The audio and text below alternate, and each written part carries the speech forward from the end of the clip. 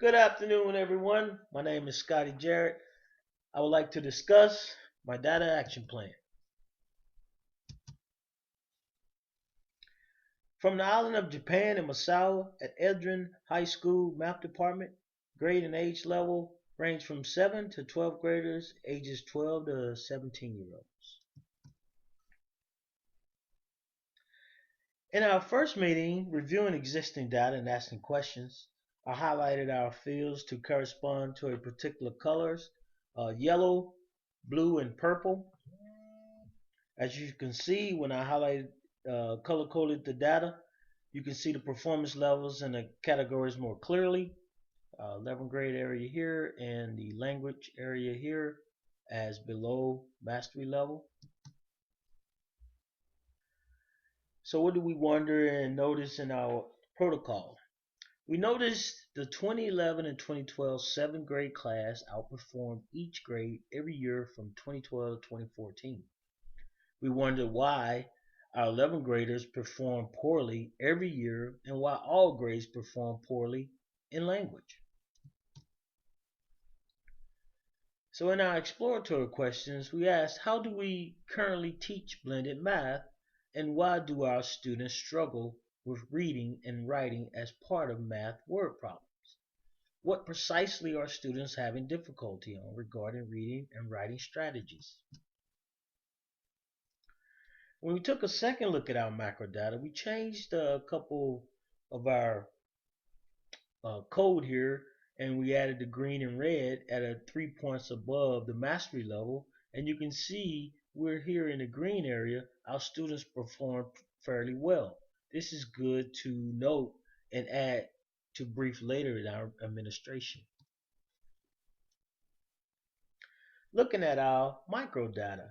In our microdata, what I learned in comparing microdata and macrodata is that the big picture does not tell the complete story of the students' attitude and aptitude. Some students scored higher, some students scored lower. What we hypothesized what students take better. Some students take tests better or just test better.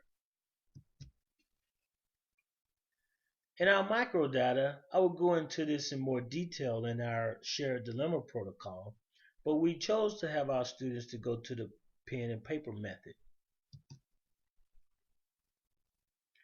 In our second meeting, triangulating the data, we started to look at our artifact types and get more detail to what areas we can improve in and look at our observed learning gaps and our observed instructional gaps to see where can we change our delivery process.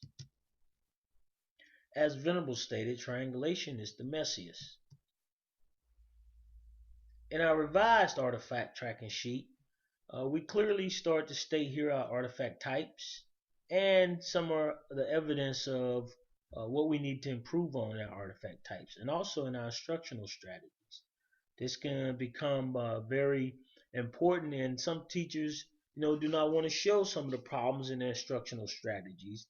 But as you get into this data action plan, it helps in the end process when we start looking at our instructional strategies. It helps the students' performance. So determining our gaps and goals, what here we wanted to do was the key is unlocking our gaps and linking our strategies to get to our SMART goal. That's the key in our process here. In our fourth meeting, planning for action, initially when we identified the learning gaps and recommended the new instructional tactics, we started to define and be more specific on our instructional tactics.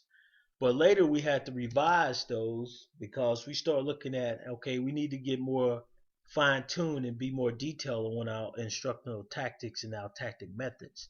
And you can see here we have students would take turns in practice solving system challenges.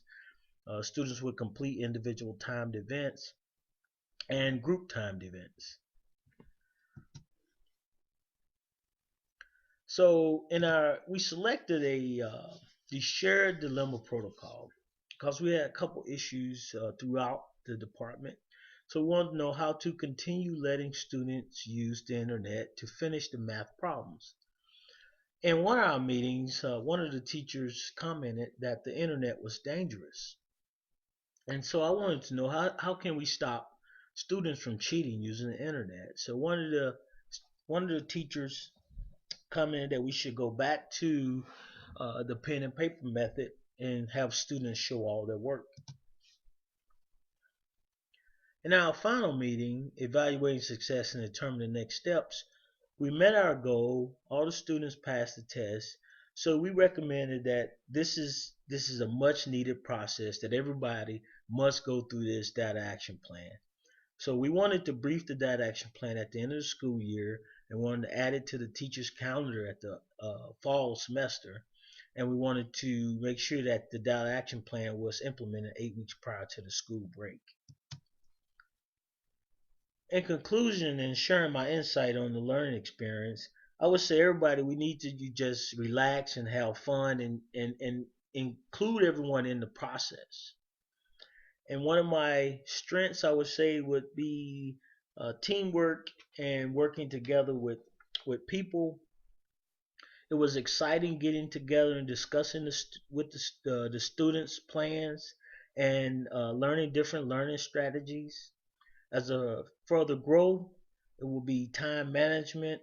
I would say looking back on the meetings, the time allotted for reviewing and recreating the lesson plans is it could be overwhelming, and just getting an hour out of a day just to go over all this process, it could be very overwhelming for some teachers.